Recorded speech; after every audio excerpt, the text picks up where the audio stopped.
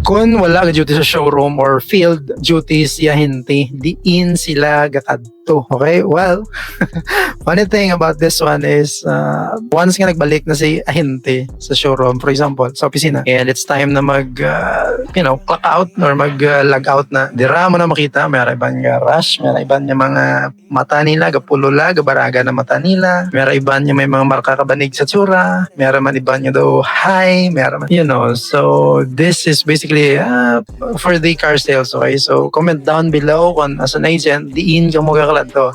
One thing I know is of course kilabanan dyan sa kalanaan sa mga chismisan da bye-bye katong it's Lantaw Sydney, Panginaon, anywhere I think they're everywhere once nga field duty sila. But one thing's for sure, careful man na sila kisa aware na sila kung di na mga boss posible nga magperme, so they avoid those places.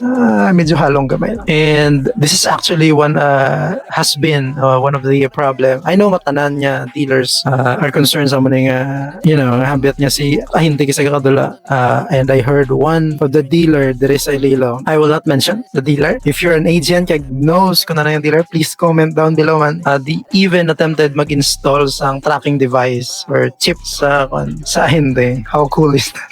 So butakan ka implant para matrack ka kung di nyo gadto, diin ka kung zero ka pag-abot sa mountain.